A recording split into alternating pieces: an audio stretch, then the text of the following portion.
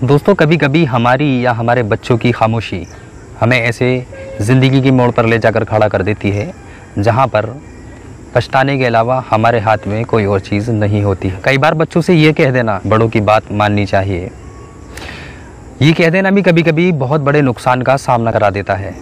और कई बार छोटे बच्चे हमें अपनी बातों में ऐसा इशारा दे रहे होते हैं जो इशारा अगर हम समय रहते समझ लें तो एक बड़ी परेशानी से, बड़ी घटना से बच सकते हैं। आज की जो सच्ची घटना, सच्ची कहानी मैं आपको सुनाने जा रहा हूँ, जिसे सुनने के बाद आप अपना दिल थाम बैठेंगे।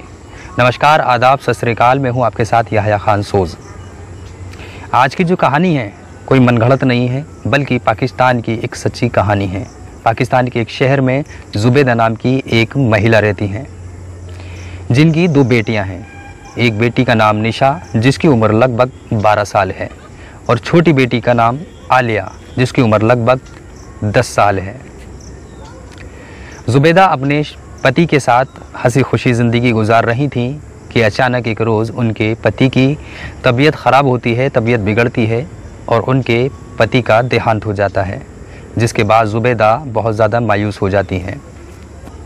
देहांत के बाद जुबैदा फिर फैसला लेती हैं कि अब शायद मुझे यहाँ नहीं रहना चाहिए, मुझे अपने मायके जाना चाहिए, यानी अपने घर वालों के पास जाना चाहिए। घर में उनके एक भाई रहते हैं और उनकी भाभी रहती हैं। जुबैदा अपने दोनों बच्चों को लेती हैं और अपने मायके, अपने घर चली जाती हैं। कुछ रोज़ वहाँ पर गुजारती हैं। फिर कुछ रोज़ के बाद उनकी भाभी के उन्हें तंज ताने मिलने शुरू हो जाते हैं, जिसके बाद जुबैदा फ़ैसला लेती हैं कि अब मुझे यहाँ नहीं रहना।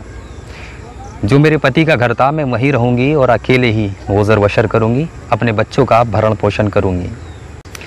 दोस्तों, आप ये भी जानते हैं कि एक महिला, अकेली महिला, और कोई अर्निंग भी नहीं हो और कोई काम भी ना हो तो कब तक अपने बच्चों का भरण पोषण कर सकती है।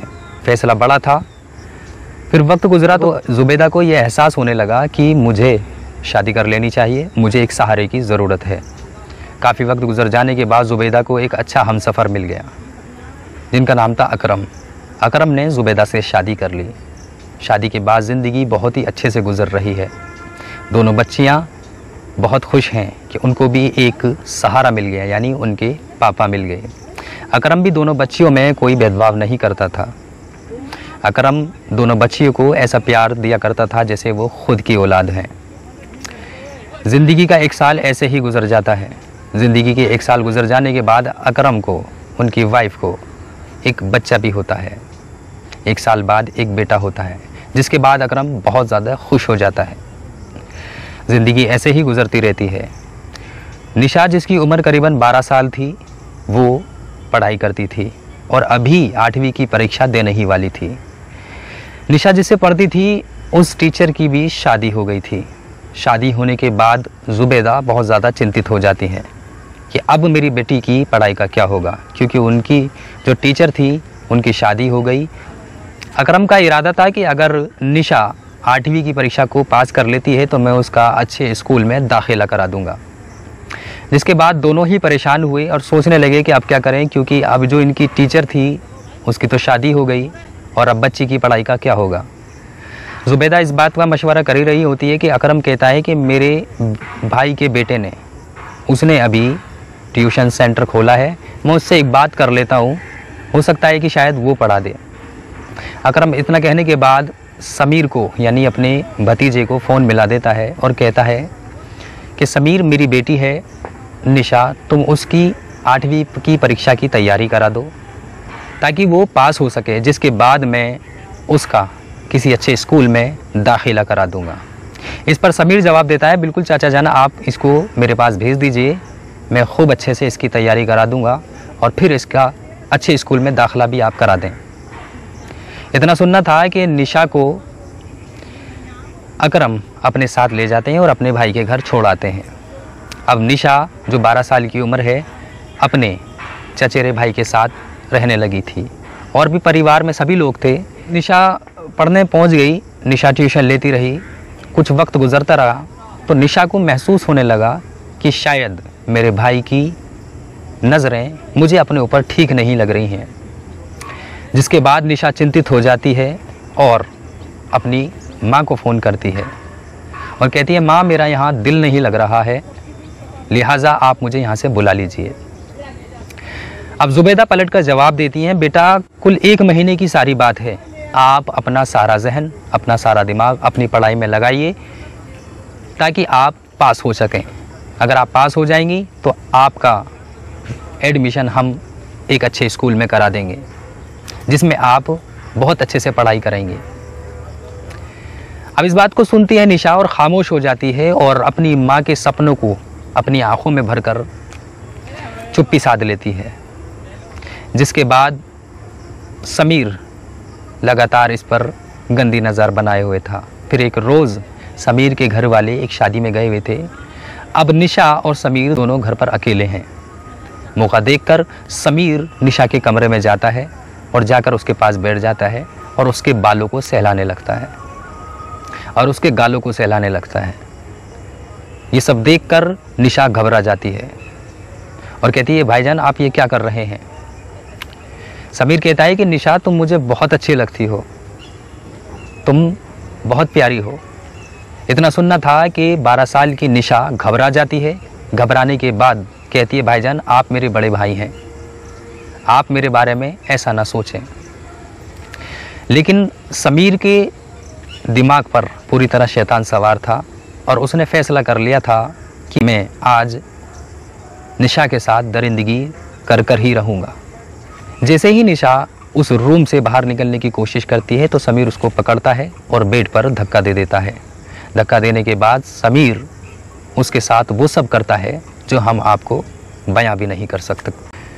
जब ये सब हो जाता है तो निशा बेहद घबरा जाती है और फिर से अपनी माँ को फ़ोन करती है, माँ मेरा यहाँ बिल्कुल भी दिल नहीं लग रहा है, लिहाजा आप मुझे यहाँ से बुला ही लीजिए।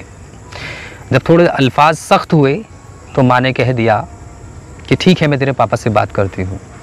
ज़ुबैदा जाती हैं और अकरम से सारी बात बताती हैं कि निशा का बहुत ज़्यादा दिल उखड़ रहा है और वो कह रही है कि आप मुझे बुला ही लीजिए। इस पर अकरम गुस्सा हो जाते हैं।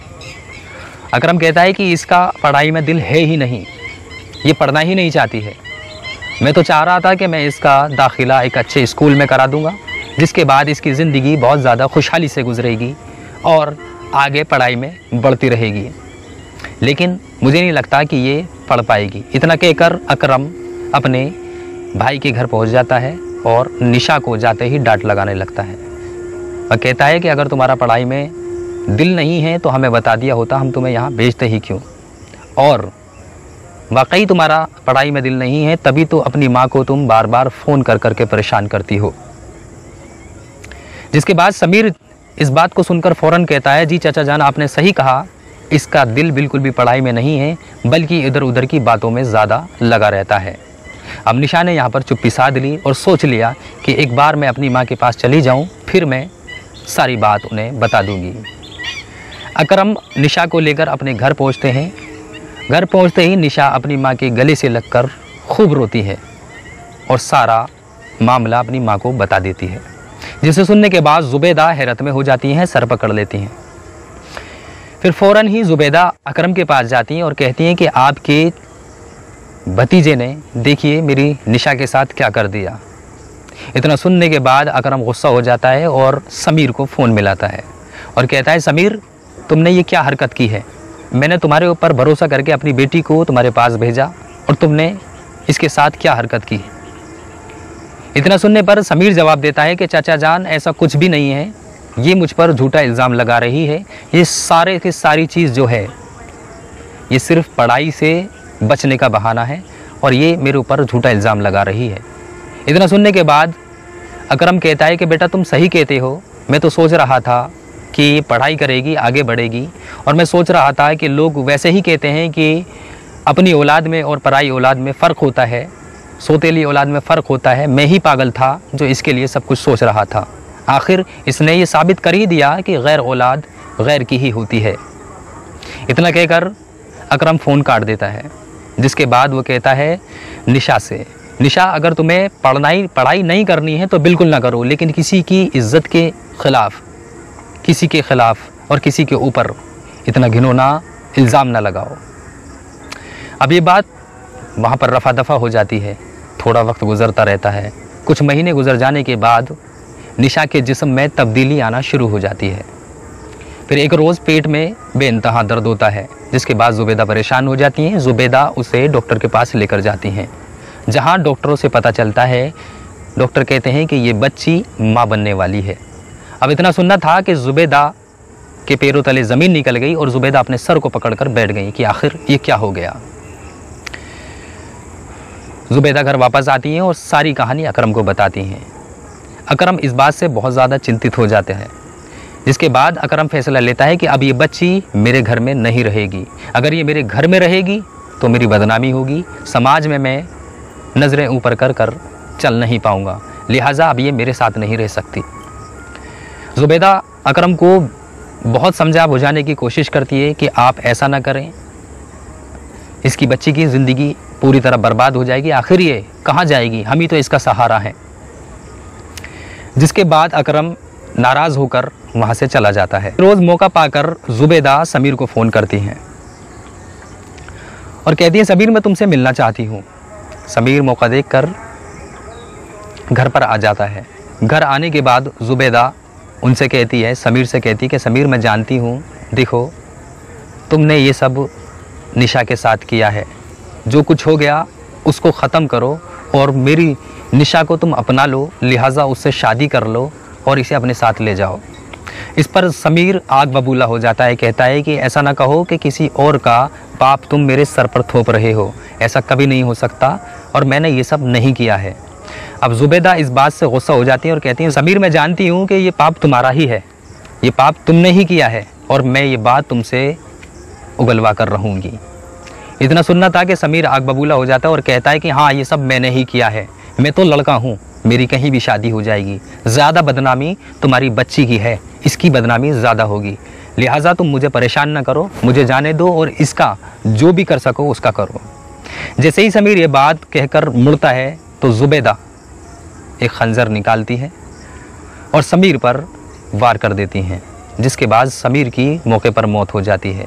जब ये सारी बात हो रही होती है तो ज़ुबैदा उस वक्त अपने मोबाइल में इस सब बातों की रिकॉर्डिंग कर रही थी, जिस बात से समीर बेखबर था। जिसके बाद ज़ुबैदा अपनी दोनों बच्चियों को लेती हैं और अपने बहन के घर जा पहुंचती हैं और सारी कहानी अपनी बहन को बताती हैं। ज़ुबैदा की जो बहन थी अच्छे दिल की थी, साफ दिल की थी। जिसके बाद ज़ुबैदा ने कहा कि मैंने ऐसा कदम उठा दिया है, समीर का कत्ल कर दिया है और लिहाजा कुछ ही वक्त बाद हो सकता है कि पुलिस आए, समीर के कत्ल के जुर्म में मुझे अपने साथ ले जाए, लिहाजा आप मेरी दोनों बच्चियों का ख्याल रखिएगा। कुछ वक्त गुजर जाने के बाद वहाँ पुलिस आ जाती है और ज़ुबैदा को समीर के कत्ल के जुर्म में पुलिस ले जाती है और उसको सज़ा सुना दी जाती है। वहीं जब ज़ुबैदा जेल चली जाती है तो अकरम उससे जेल में मिलने जाता है और अकरम कहता है, ज़ुबैदा ये तुमने क्या कर दिया, अगर तुम मुझे सारी बात बता देती तो हो सकता था मैं कुछ करता और तुमने जो भी किया गलत किया। फिर उसके बाद ज़ुबैदा कहती हैं कि मैंने एक रिकॉर्डिंग की थी, वो रिकॉर्डिंग फला फला मोबाइल में, आप उसको सुन लीजिए। इसके बाद अकरम उस रिकॉर्डिंग को सुनता है, सुनने के बाद बिल्कुल चौंक जाता है और ये सारी बात वहाँ पर जो मौजूदा पुलिस थी वो भी सुन रही होती है। वहीं 6 महीने गुजर जाने के बाद निशा को एक मुर्दा बच्चा पैदा होता है। मुर्दा बच्चा पैदा हो जाने के बाद अब निशा की जो खाला थी वो बहुत अच्छे दिल की थी, यानी ज़ुबैदा की जो बहन थी वो बहुत अच्छे दिल की थी। उनका इकलौता बेटा था, वो निशा की उससे शादी कर देती हैं। आज निशा अपनी ज़िंदगी को हंसी खुशी गुजार रही है और ज़ुबैदा अपनी किए की सज़ा जेल में गुजार रही है। दोस्तों अब इसी के साथ हमें आप ज़रूर बताइएगा जो ज़ुबैदा ने किया क्या वो सही था।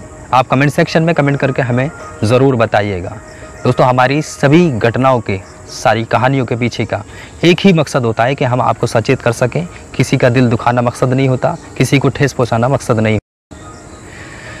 इसी के साथ मैं याह्या खान सोज़ आपसे इजाज़त लेता हूं। मैं फिर से हाजिर रहूंगा किसी सच्ची घटना के साथ, किसी सच्ची कहानी के साथ। तब तक के लिए आप सावधान रहें, सुरक्षित रहें। नमस्कार, आदाब, जय हिंद, जय